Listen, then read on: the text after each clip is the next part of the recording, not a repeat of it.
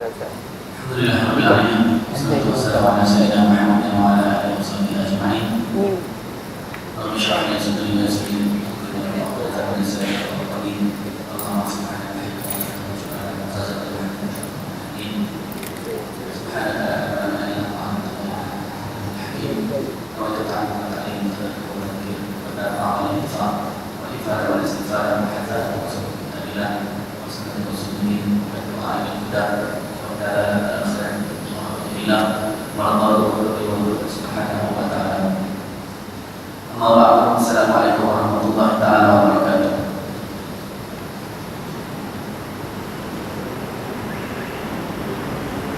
Alhamdulillah, kita bersyukur kepada Allah subhanahu wa ta'ala dengan limpah kurnia-Nya dijemputnya kita datang ke rumahnya pada malam ini.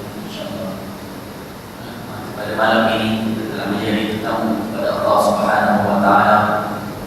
Sekiranya pada malam yang lain menjadi tetamu di sisi sahabat anda kita, di sisi orang-orang yang kita gembira untuk bertamu padanya. Maka pada malam ini kita telah dijemput untuk menjadi tetamu di rumah Allah Subhanahu wa taala. Alhamdulillah, kita bersyukur. Dan kita bersyukur atas nikmat ini, dan kita bersyukur di atas nikmat Allah masih beri lagi peluang untuk kita hidup di atas dunia ini. Bila mana satu hari Allah tambah kepada kita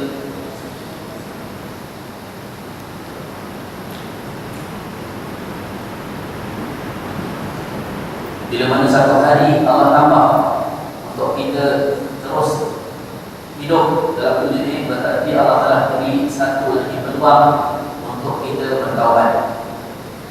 Allah telah beri satu lagi peluang untuk kita baca Al-Quran.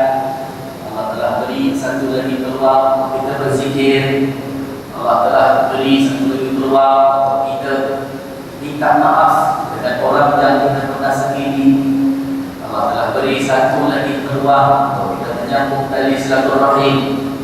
Allah telah memberi satu lagi peluang untuk kita perbaiki diri kita, anak-anak kita, pasangan kita. Masya Allah.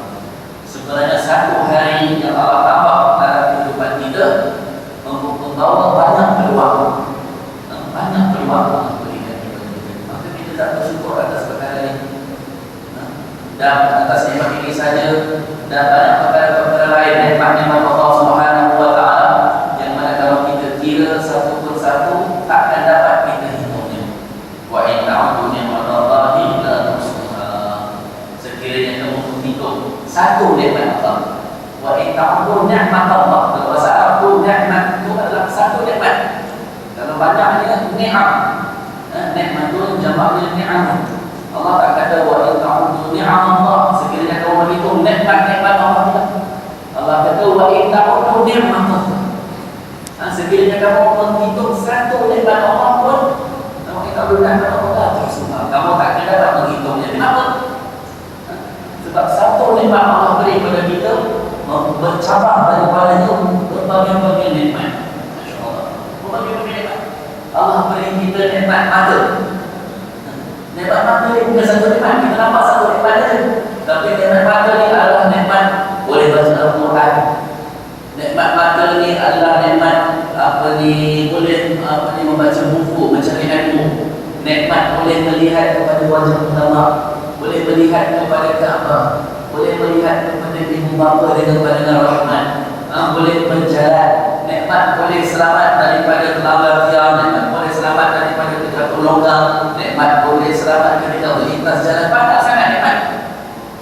Nikmat mata ini adalah nikmat boleh lihat warna merah, nikmat boleh lihat warna biru, nikmat boleh lihat warna kuning, nikmat boleh lihat berbagai-bagai warna. Nikmat mata ini Allah berikan adalah nikmat kita boleh berjalan datang ke masjid, adalah nikmat kita boleh berjalan datang ke majlis-majlis ilmu. Banyak sangat sebenarnya. Sebab itulah wa in ta'udu ni'matallahi la tuhsuha. Sekiranya kamu hitung satu nikmat Allah, takkan dapat kamu menghitungnya. Allah Akbar. Belum lagi nikmat telinga. Nikmat telinga yang Allah beri kepada kita. Telinga yang Allah beri kepada kita memang satu nikmat dia tak. Sebenarnya nikmat telinga itu berbagai-bagai nikmat. Memang boleh dengar baca Al-Quran, boleh dengar orang berzikir, boleh dengar orang syarahan, boleh dengar ceramah, boleh digunakan untuk mendengar ilmu, boleh digunakan untuk mendengar peringatan, boleh digunakan untuk berbagai-bagai. Sebab itulah orang yang tak pernah syukur. Kita kena bersyukur. Apa maksud syukur ni? Sebab apa kita hari ni orang mengatakan bahawa sebenarnya sikit sangat hamba Allah yang bersyukur. Qalilun min ibadiyya asy-syakur. Kata Allah, sangat sedikit hamba-Ku yang bersyukur. Bersyukur ni maksudnya apa? Bersyukur ni maksudnya kita lihat apa yang Allah dah beri kepada kita dan jangan lihat apa yang Allah belum beri kepada kita. Satu orang dia makan, kita pergi ke taman dengan kawan kita bawa ke house dan jemput kita makan ke rumahnya, jemput kita ke laksa, kita pergi ke makan laksa kan, letak dalam satu bekas. Biasalah kalau makan laksa kita letak laksa di tengah. Lepas tu ada apa dekat tepi dia? Ada timun. Dekat sebelah tu lagi ada ciri. Dekat sebelah dia lagi ada macam-macam lah. Ada letak jeruk lah, ada letak bawang lah, ada letak itu, letak ini, letak itu, letak ini, macam-macam. Kenapa laksa? Kita datang, kita tengok, kita kata sedap laksa semua ada. Tapi kita kata satu je tak ada. Kita kata satu tak ada. Otak udang dia tak ada. Ada otak udang lengkap. Kita kata itu tak bersyukur. Sebab apa? Kenapa kita tak tengok apa yang ada? Kenapa tak bersyukur? Apa ni ada timun? Kenapa tak syukur ada ada di bawang dekat situ? Kenapa tak bersyukur ada dia cili dekat situ? Kenapa tak bersyukur ada dia semua ada lengkap? Semua tahu dan kita itu yang kita tengok. Macam mana kalau kita hari ini? Kalau kita buat kita panggil orang lah bertamu di rumah kita, kita buat macam itu. Dia kata laksa sedap. Tak ada dia datang dengan laksa tak sedap. Sebab apa? Sebab tak ada otak. Kita marah. Kalau kita dah hitam macam-macam semua otak udang satu ni tak ada kalau otak yang ada. Itulah kita sebenarnya. Sebenarnya di rumah kita Allah yang beri banyak sangat perkara. Kita hari ini mengadu ustaz, dekat rumah saya panas, tak ada aircon lah ustaz. Tak ada panas aircon. Tapi kita tengok benda yang tak ada dekat rumah kita. Kenapa kita tengok aircon tak ada? Kenapa itu yang ada? Kenapa kita tak tengok? Kenapa tak tengok Allah ada bagi sofa dekat rumah? Allah ada bagi kapet, Allah ada bagi tikar, Allah ada bagi kursi, Allah ada bagi meja makan, Allah ada bagi pinggan mangkuk, Allah ada bagi seluruh, Allah ada bagi pisau, ada bagi lampu, gas, apa semua lampu lipat. Semua benda-benda yang ada itu kenapa tak tengok? Satu yang tak ada itu je kita tengok. Itulah masalahnya. Dan sebab itulah Allah mengatakan wa qalilun min ibadiyya asy-syakur. Sangat sedikit hamba-Ku yang bersyukur. Jadi cara nak bersyukur ni senang saja. Kita tengok apa yang Allah dah beri kepada kita. Banyak benda yang Allah dah beri kepada kita, cuma sikit saja benda yang kita mungkin nak benda tu tak dapat lagi sampai sekarang. Kenapa? Disebabkan benda yang sikit kita tak dapat, kita lupa tu semua yang kita ada. Semua yang begitu banyak Allah begitu, Allah begitu, Allah begitu, Allah begitu. Kenapa semua tu kita lupa? Kita ingat satu benda yang kita tak ada saja. Allah Akbar. Macam kita bawa anak kita lah. Kita bawa anak kita pergi supermarket contohnya. Anak kita nak mainan, kita beli mainan. Anak kita kalau ada baju, tak baju, kita beli baju dekat dia. Dan kita lalu lagi dia nak bagi kasut apa? Nak kasut, kita beli kasut dekat dia. Lalu lagi dia tengok ada buku cantik apa? Nak buku, kita beli buku dekat dia. Lepas tu masa nak balik tu ada aiskrim satu. Dia kata apa? Ada aiskrim. Kita tengok duit dah habis. Duit dah habis. Jadi macam-macam lah. Kita beli kat dia beli bajunya, kasutnya, tak beli bukunya, tak beli mainan. Macam-macam kita dah beli. Tak cuba beli aiskrim. Kita kata tak boleh lah. Aiskrim tak payah. Dia kata dia beli aiskrim. Apa lagi boleh apa jangan selalu saya tak beli apa. Semua benda saya nak tak beli. Apa jangan apa telefon. Macam mana rasanya kita sekarang ni mungkin yang main. Jadi tanya macam mana perasaan kalau anak kita begitu. Ataupun kalau tak ada anak ada mungkin adik kita lah buat kita macam itu. Macam mana rasanya? Rasa marah. Kita nak beli baju dia tak cakap lagi tu terima kasih tu. Dia kita dah belikan dia kasut, dia tak cakap lagi terima kasih. Kita dah belikan dia mainan, dia tak cakap lagi terima kasih. Kita dah belikan dia buku, dia tak cakap lagi terima kasih. Asli RM10 dia tak belikan dia. Terus Allah kita orang nangis, Allah kena kurang, Allah kena kurang, Allah tak rasa muda. Dan semalam kadang-kadang itulah kita. Kadang-kadang benda Allah dah beri macam-macam kita doa Allah yang bagi. Kita doa Allah bagi. Allah itu dari benda-benda itu pun kita masih belum ucap terima kasih kepada Allah. Benda-benda yang Allah bagi kepada kita pun kita masih belum bersyukur. Tiba-tiba kita rasa Allah tak bagi nikmat kepada Allah. Benda itu tak dapat sampai sekarang. Kadang-kadang kita lah kurang. Kita rasa macam teruk, dan kadang-kadang tak sedar kita lah macam itu. Jadi itulah kita kena bersyukur kepada Allah Subhanahu wa taala. Bersyukur kita tengok apa yang Allah dah beri kepada kita. Masya-Allah. Allah dah beri mata, kaki, Allah beri nikmat apa dia ada kehidupan di keluarga, nikmat dapat rumah Allah Subhanahu wa taala, banyak sangat nikmat. Kalau kita nak hitungkan benda yang Allah dah beri kepada kita, mestinya kita tak terhitung berbagai benda yang kita tak masih belum tak dapat lagi. Jadi itu kebenaran dengan syukur. Setiap kali Ustaz ceramah dia mesti cakap syukur. Setiap kali ceramah tu datang, ceramah datang kita syukur. Asyik cerita tentang syukur. Pergi masjid tu syukur, pergi masjid ni syukur. Kenapa dia cerita banyak pak syukur? Sebab kita selalu bersyukur. Allah sering kata, "Wa qalilun min ibadiy syukur." Ya masya-Allah. Sangat sedikit hamba yang bersyukur. Jadi kita bersyukur, luangkan sedikit masa. Kalau kita rasa sedih atas benda yang kita tak dapat, maka gunakan waktu itu kita tukar perasaan kita. Kita bersyukur atas benda yang kita dah dapat. Masya Allah. Jadi kita sambung balik ini bacaan kita ajukan oleh Masya Allah. Kita dah sampai dengan set yang ke-20.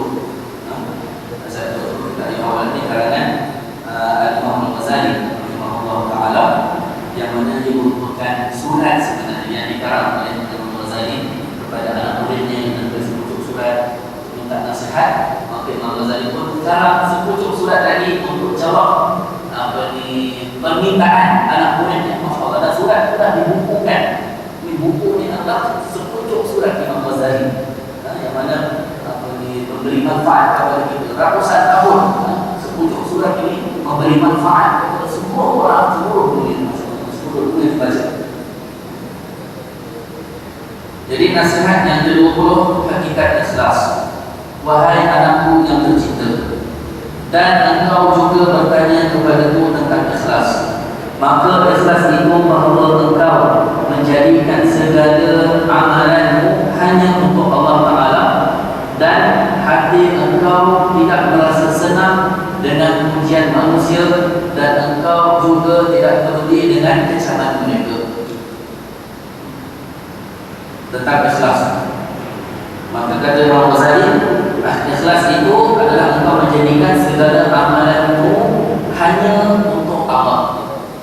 Hanya untuk Allah. Ikhlas itu hanya, contoh itu ikhlas, hanya untuk Allah. Artinya orang buat memang Ustaz untuk Allah, tapi kita sampai-sampai itu Ustaz, bila Allah ni ada tengok kita baik, dipuji kita, dapat projek sampai-sampai dengan Ustaz, kita niat untuk Allah, dan juga itu kan. Ikhlas itu hanya untuk Allah. Kata Ustaz, saya buat ni sedekah ni memang untuk Allah lah kan, tapi sampai-sampai itu yelah, tak sabar kan, sikit-sikit apa semua kita tak nak, kita nak sikit-sikit pun tak ada juga. Itu ikhlas itu hanya untuk Allah. Apa maksud hanya? Hanya ni maksud untuk Allah sahaja, tak ada lain. Bukan untuk pujian manusia, bukan untuk harta dunia. Masya Allah. Dan hati engkau tidak merasa senang dengan pujian manusia. Tidak rasa senang dengan pujian manusia. Siapa yang hari ini dia tak rasa senang bila dipuji? Tak ada. Tak ada dalam dunia ini orang bilang bila dia puji, kita puji dia marah. Tak ada. Sebab apa? Sebab tabiat manusia itu memang sukakan pujian. Memang tabiat manusia setelah melahirkan, manusia sukakan pujian. Sebab apa? Pujian itu dengan semua. Orang puji kita, wah handsome baru ni, ada ni pemurah lah, ada ni pandai, ada ni berilmu lah, syarah ilmu ni, orang kata baik lah, ada ni macam-macam banyak orang. So, tapi ada usaha masuk dari puji, melainkan orang yang betul-betul dan mendidik jiwa dia, dan orang yang tahu bahawa pujian itu adalah racun. Masya Allah, pujian itu adalah racun. Hari ini orang dapat sakit badan, banyak penyakit dalam badan, orang tak makan apa ni, racun dalam racun, racun dalam racun. Tak ada orang makan, tak ada orang yang ambil racun minum tak ada. Tapi orang ambil racun di dalam benda yang lazat, dalam gula. Kita semua sedap, kita sedap kan? Minum air letak gula, masak dawak letak gula, masak itu letak gula, minum pagi letak gula, tengah hari letak gula, malam letak gula. Semua gula dan gula itu sedap. Tapi dalam gula itu tersembunyi racun. Masya Allah, bila dia ambil berlebihan, macam-macam penyakit dengan bila mana dia disahkan, kena kecil manis kan, baru kita punya dalam gula yang saya semua hari-hari ini ada yang tak baik. Macam itulah dengan pujian. Pujian itu seronok, dia orang puji kita seronok. Dan siapa orang yang seronok bila ditegur, minta maaf pak, mama dia buat macam ini, minta maaf cik, tak sepatutnya macam ini, minta maaf cik, tak sepatutnya bercakap macam ini. Siapa orang yang seronok bila ditegur? Tak ada manusia yang seronok bila ditegur sebenarnya. Tak ada manusia dia seronok bila menerima nasihat. Sebab tabiat manusia itu dia rasa diri dia sempurna. Bila orang tegur, maksudnya dia orang nampak kebuka saya. Tabiat manusia itu tak suka ditegur, tabiat manusia itu tak suka menerima nasihat. Melainkan orang yang dididik diri dia, dia dah bentuk jiwa dia dan dia tanamkan kefahaman bahawa nasihat itu adalah baik, pujian itu adalah racun. Nasihat adalah baik, pujian adalah racun. Masya Allah. Engkau tidak merasa senang dengan pujian manusia, tidak merasa senang dengan pujian manusia, maka itulah ikhlas. Ikhlas itu maksudnya kita buat benda apa ni, bukannya kita tak nak dipuji, tak suka dipuji. Beza. Ada orang yang dia tak nak dipuji, tapi bila dipuji, rasa seronok. Itu memang ikhlas yang first class. Ikhlas first class, ikhlas. Betul Ustaz, saya sebenarnya dapat ada ikhlas. Dan kalau dari mana, kalau niat kita itu bukan kerana apa ni, dunia, bukan kerana pujian, kita nak belajar ikhlas. Kita kena belajar apa itu bukan ikhlas. Cara dia bila kita belajar dia. Kalau kita nak sembuh daripada penyakit, macam mana kita nak sihat badan, nak sihat supaya tak ada penyakit kecil manis, kita kena belajar apa penyakit kecil manis. Kita macam mana kita nak sihat, kita kena belajar apa itu penyakit. Kita nak tahu, kita nak supaya kita bawa di jalan raya selamat, tak ada aksiden, kita motor kita bawa selamat, tak ada langkah sini supaya kita selamat. Kita kena tahu apa punca-punca dia orang aksiden. Macam tu. Macam itulah juga hari ini kita nak tahu ikhlas, kita kena tahu apa itu riak. Bila mana kita tahu, sebab apa ikhlas, lawannya adalah riak. Tawaduk, lawannya adalah takabur. Orang yang nak sifat tawaduk, kena belajar apa takabur. Jauhkan diri daripada sifat takabur. Apa yang dia ada dengan sifat takabur? Orang yang nak kan ikhlas, maka dia kena belajar apa itu riak. Apa maksud riak? Supaya dia selamatkan diri daripada riak. Apa yang dia dapat ikhlas? Macam mana? Macam apa ni, Luqman Hakim yang dia kata, dia belajar akhlak daripada orang yang tak berakhlak. Macam mana? Belajar akhlak daripada orang yang tak berakhlak. Maksudnya, bila dia tengok orang ni cakapnya tak baik, kita nak namanya cakap tak baik, jangan cakap macam itu. Orang tu buat macam ni tak baik, tinggalkan yang buruk, waktu nenek kita akan pergi kepadanya dan baik. Bila mana kita tinggalkan kekotoran, kita akan dapat kebersihan. Jadi kita nak belajar apa itu riak. Sebab saya yang 21 ni, ada riak dia letakkan apa ni, betul-betul apa itu riak. Nasihat 21, hakikat riak. Wahai anakku yang tercinta, dan engkau juga bertanya kepadaku tentang riak. Maka riak itu sebenarnya lahir daripada rasa membesarkan makhluk. Okey, kita dapat tahu di sini bahawa riak itu lahirnya daripada rasa membesarkan makhluk. Riak takkan dapat dirasa oleh orang yang paling yakin hanya Allah yang berkuasa masuk semua ini langsung, tidak ada apa. Orang yang riak, orang yang merasa makhluk ini adalah hebat dan dia lupa bahawa segala kehebatan itu adalah pada Allah. Riak ini lahirnya adalah apabila seseorang itu nakkan pujian selain daripada Allah. Dia tak nakkan kerana Allah saja, tetapi nak kerana orang lain juga. Orang yang mana dia rasa Allah itu masih tidak cukup baginya, itulah punca sifat riak, punca dia. Dia tetap punca penyakit ada cinta-cinta dia. Dan apabila kita pergi doktor, kita beritahu sebenarnya punca penyakit punca ni. Kalau tinggalkan satu benda dia selamat. Punca. Hari ini punca. Punca tak ada ikhlas. Punca datang dari sifat riak adalah apabila seseorang itu merasa Allah tak cukup bagi dia. Bila mana seorang itu dia rasa Allah tak cukup, tak ada benda lain, tak ada. Maka dia beramal. Tak kerana Allah, cukuplah kerana Allah, tak kerana orang lain. Cukuplah kerana pujian Allah, tak perlu pujian orang lain. Cukuplah balasan yang Allah akan beri pada saya nanti, tak perlu balasan daripada orang lain. Macam itu. Jadi punca dia adalah membesarkan makhluk.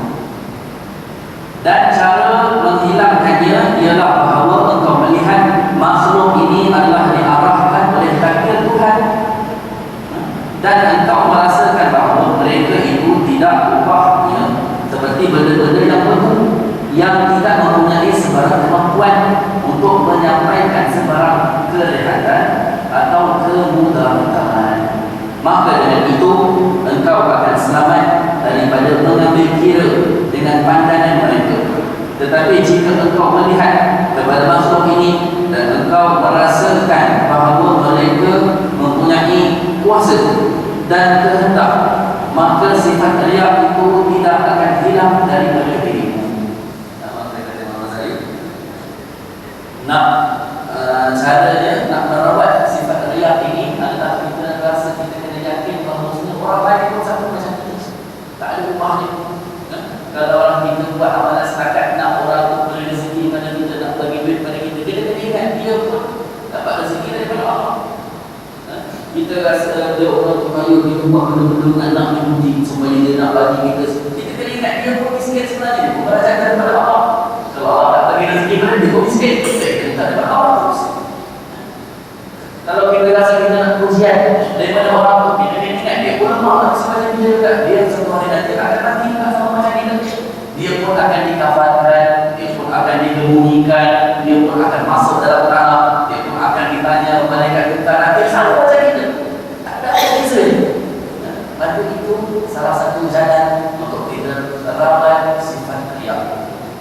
Kita kena yakin bahawa pujian orang itu tak akan apa memberi manfaat kepada kita, dan kutukan orang pun takkan memberi mudarat kepada kita sekiranya kita beramal yang benar. Kalau kita buat sesuatu itu kerana Allah, cukuplah dengan keredaan Allah. Orang lain tak ada tolak. Bila mana kita buat sesuatu itu untuk kerana untuk selamat daripada kemurkaan Allah, cukuplah.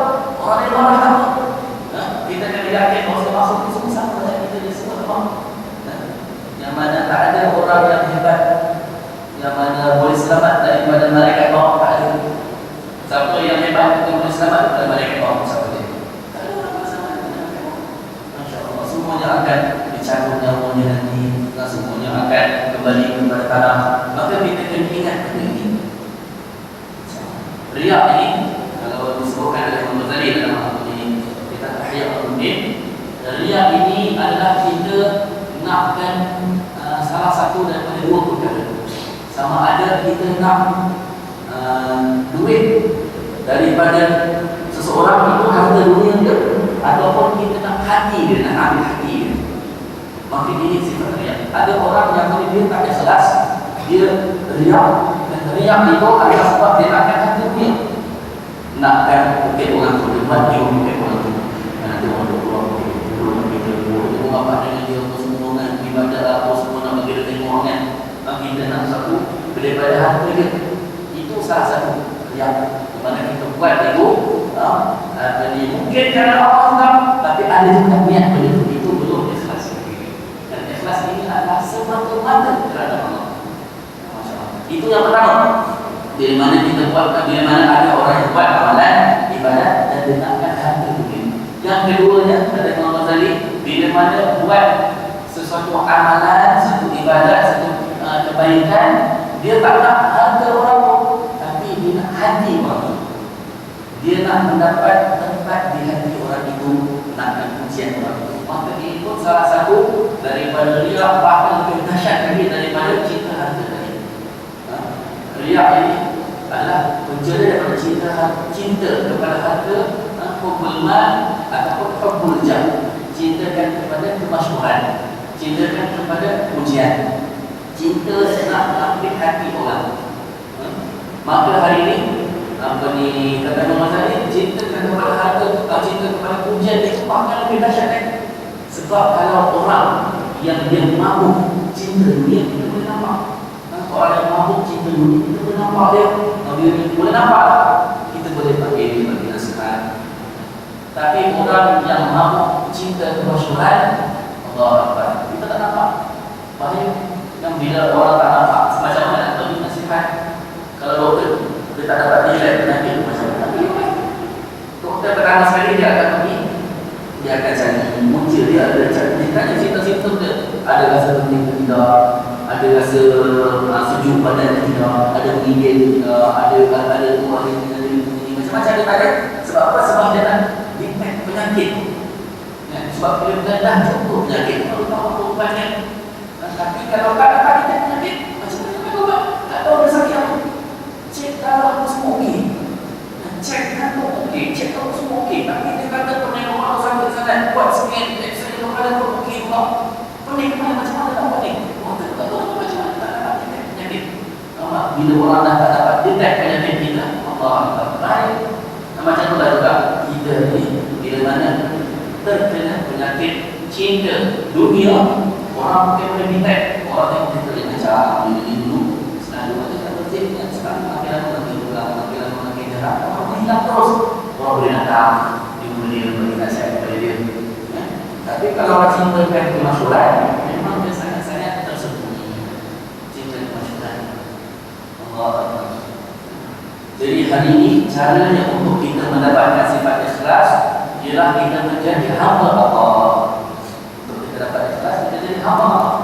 Apa maksud jadi hamba Allah? Maksudnya adalah kita memperhambahkan diri kita, kita utamakan perintah Allah lebih daripada perintah yang lain. Ada orang yang hari ini dia menjadi hamba kepada dunia. Dahsyat hamba kepada dunia. Jangan kita rasa dahsyat. Itu kata masyarakat Allah itu mampu tak boleh. Kemungkinan Allah Akbar, kemungkinan kita dalam keadaan kita tak sedar, kita menjadi hamba dunia. Macam mana nak kena jadi hamba dunia? Senang kan? Bila dalam perintah Allah suruh buat A, tapi kalau nak untuk dunia, dia ikut B, jalan B, maka dia tak ikut perintah Allah. Dia ikut, dia tolak perintah Allah, maka ikut tak cukup. Jadi hamba nafsu, hamba syahwat. Yang mana dalam hadis Nabi SAW mengatakan ta'isa abdul dinar, ta'isa abdul darahim, celakalah, binasalah orang yang menghambakan diri kepada dinar, binasalah orang yang menghambakan diri kepada dirham, binasalah orang yang menghambakan diri kepada perhiasan-perhiasan. Nabi sebut semua yang menjadi hamba kepada itu semuanya takkan berjaya, takkan mendapat kebahagiaan. Mendapat kebahagiaan adalah yang menjadi hamba kepada Allah. Dan menjadi hamba kepada Allah artinya kena utamakan apa yang Allah nak, kena buat apa yang Allah nak, walaupun dipikirkan daripada sudut dunia yang tak betul, tak apa, buat apa yang Allah nak. Itu untuk Allah. Jadi dengan kita menjadi hamba Allah Subhanahu Wa Taala, kita mendapat sifat yang sebenarnya. Ada kalau apa ni orang yang dia buat amalan dan semata-mata niatnya itu nakkan kepada pujian orang, nakkan harta dunia, bahkan itu dinamakan sebagai syirik juga, mensyirikkan Allah Subhanahu Wa Taala. Kenapa? Kerana dia menyamakan keredaan Allah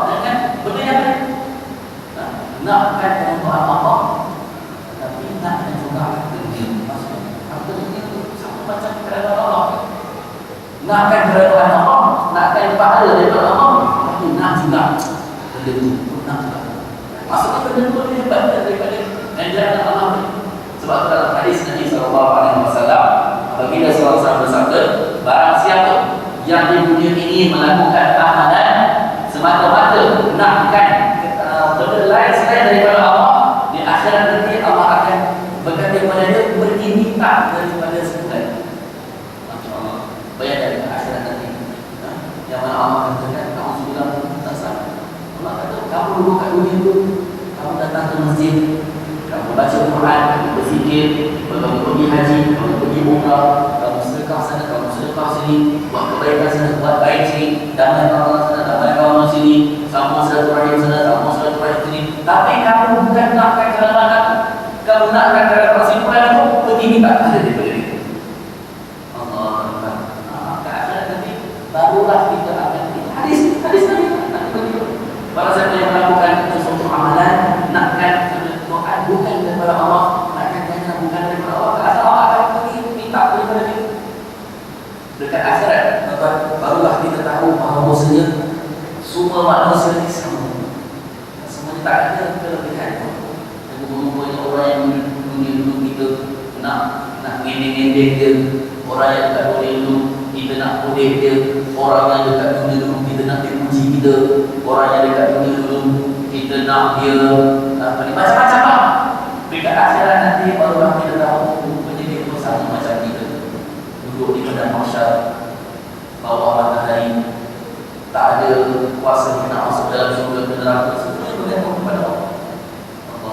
Sebab itulah hari ini Allah nak ingatkan perkara ini disyariatkan dalam haji, kena pakai pakaian yang semua sama, pakai ihram, supaya kita ingat kita semua sama.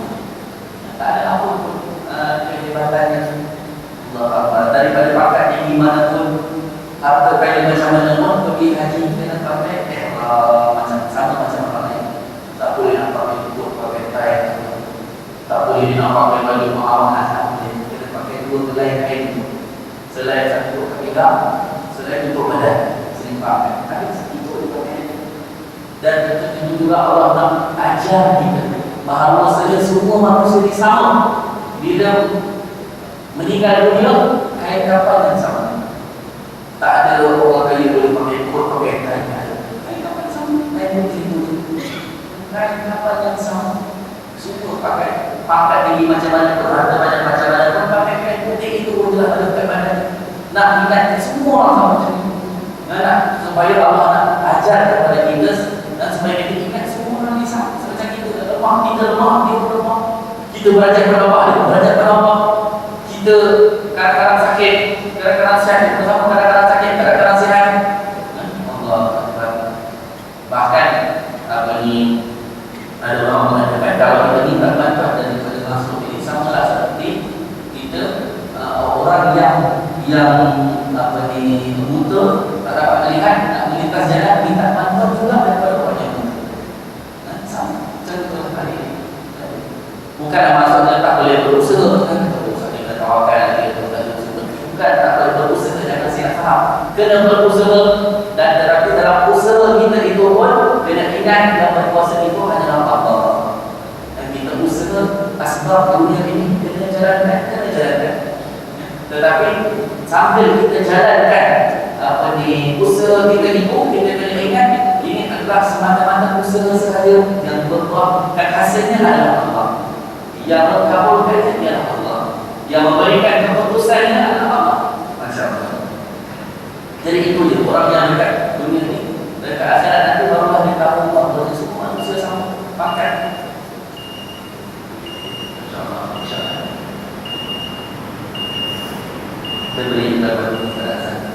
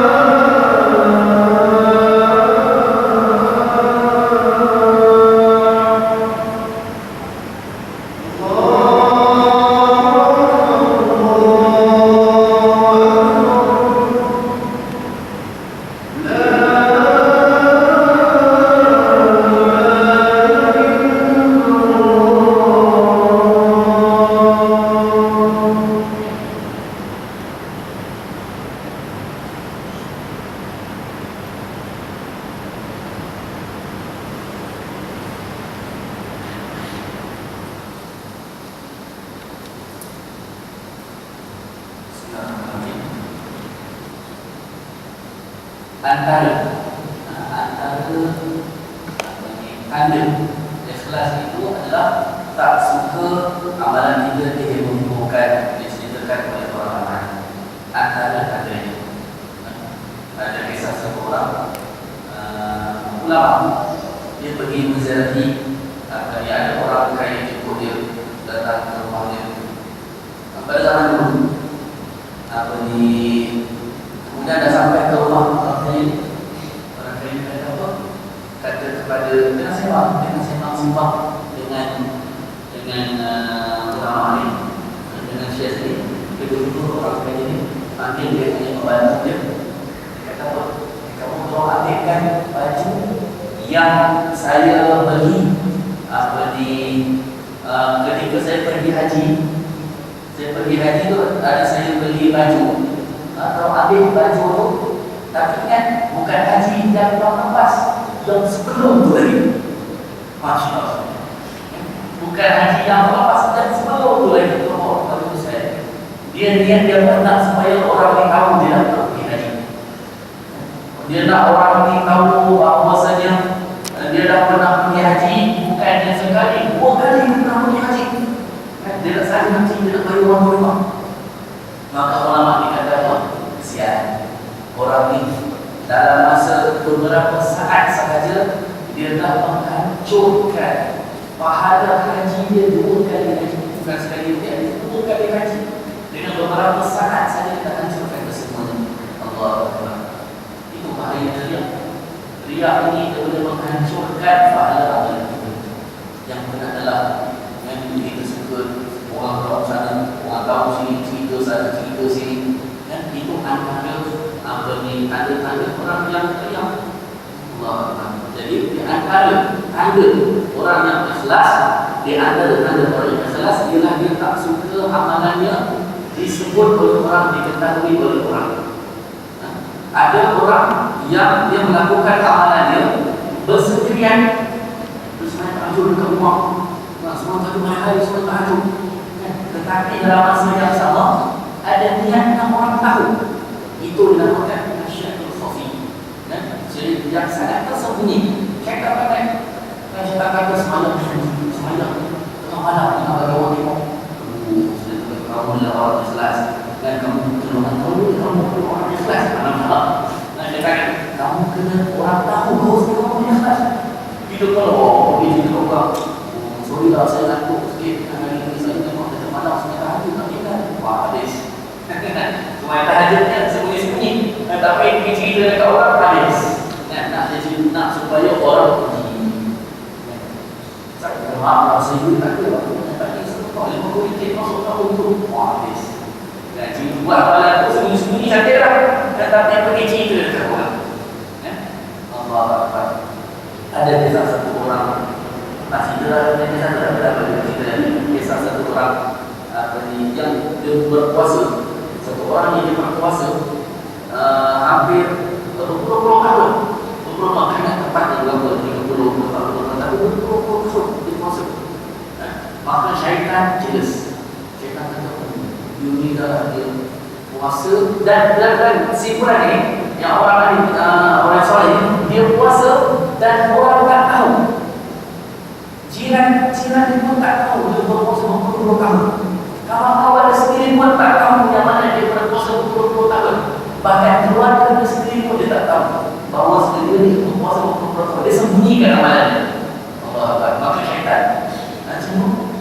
Cerita cemburu. Maka syaitan kata macam mana saya nak fikirkan dapat hari ini. Kita dapat ini. Orang yang soleh kan kerja itu menjual daging dekat pasar.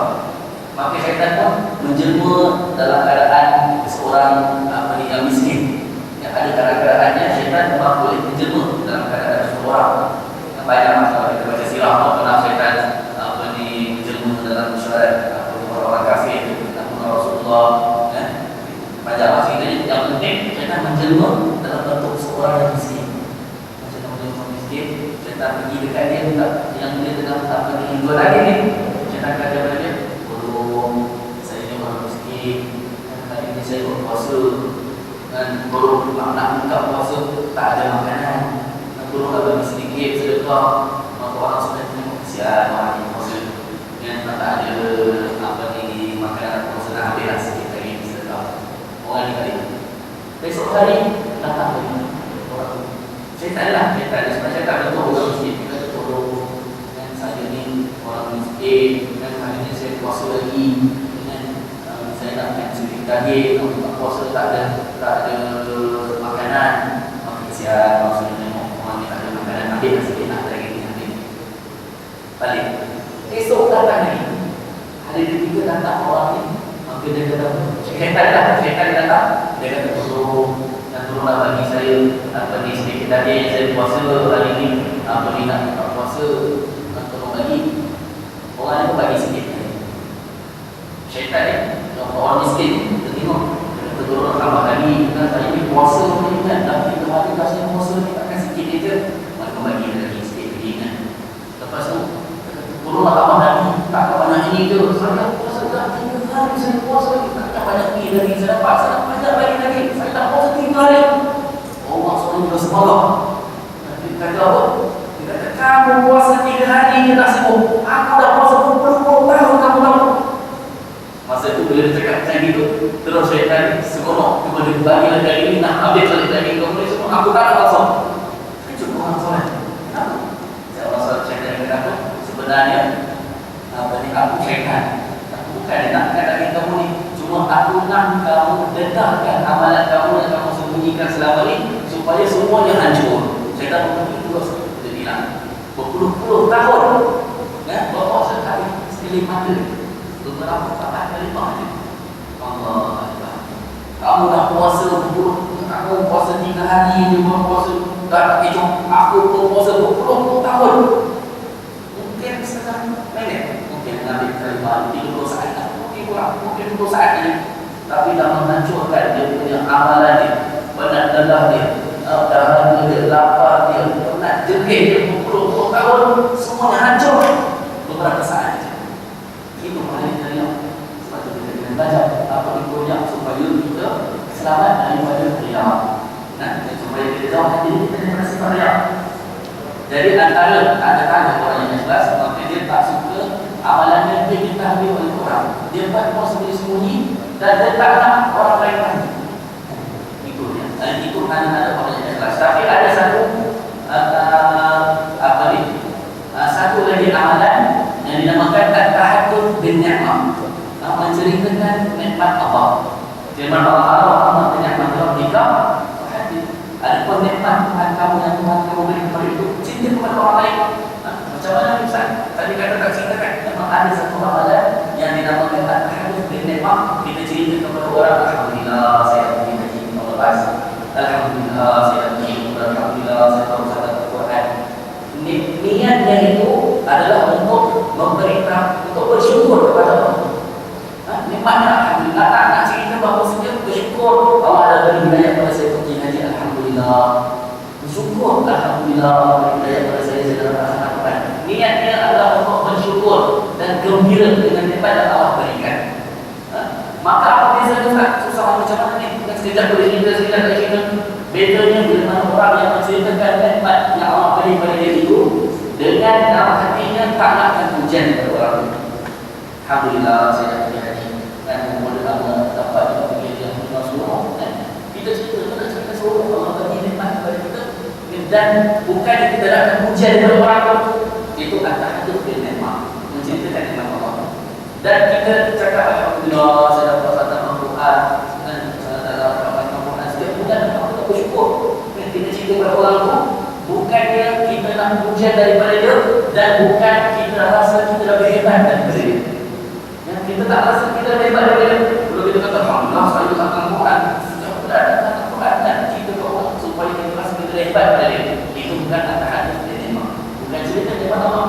Makin sangat halus, benda yang sangat halus, maka kena jaga. Sebab itu ada sebagian ulama yang dia nak ceritakan nikmat Allah, tahaddud bin ni'mah, tapi dia takut-takut ada unsur-unsur yang maka tak jadi diceritakan.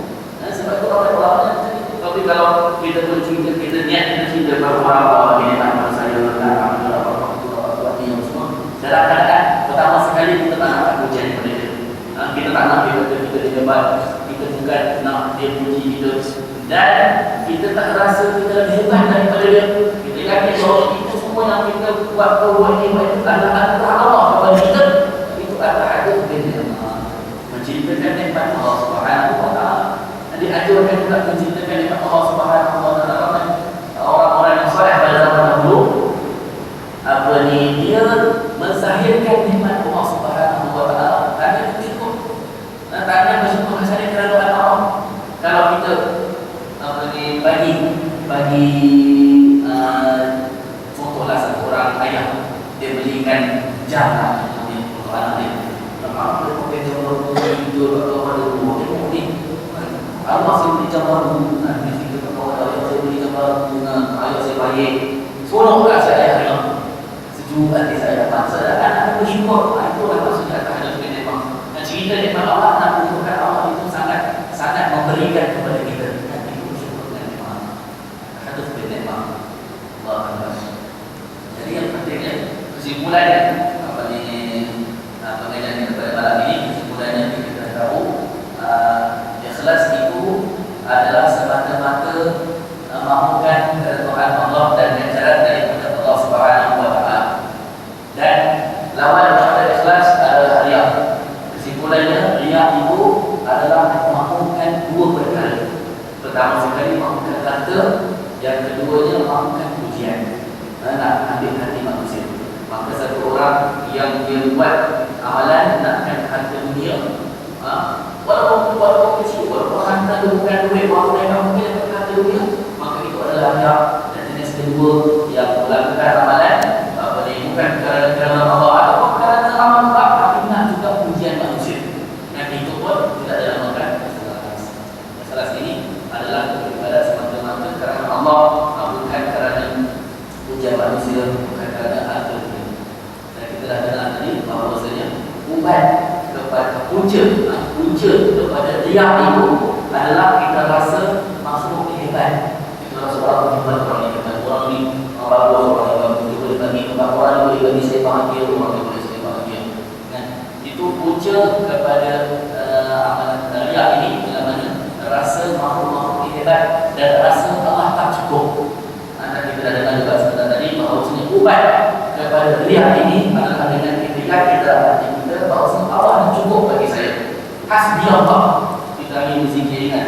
Hasbi Allah wa ni'mal wakil, hasbi Allah wa ni'mal wakil, apa dekat cerita. Hasbi Allah, hasbi Allah, cukuplah Allah. Dan Allah bagi saya dah cukup, Allah tak puji tak. Allah bagi saya ganjaran dekat akhirat dah cukup, orang yang tak bagi hadiah pun tak apa. Dan itu maksud Allah cukup.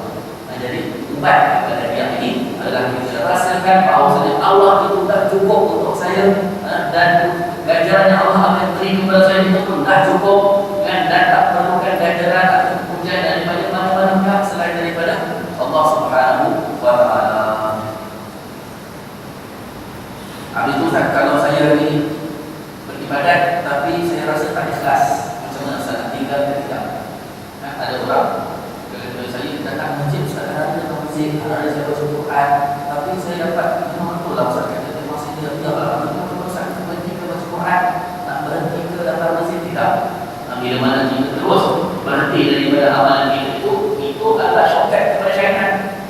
Syaitan itu tujuan dia masukkan riya dalam hati kita betul-betul untuk hancurkan pahala amalan kita. Ya. Jadi bila kita buka satu, Ustaz alhamdulillah saya datang ke sini memang bukan ikhlas, memang saya baca Quran memang bukan ikhlas. Kalau kita terus ingat, itu cocokkan pada syaitan. Syaitan lagi senang ini.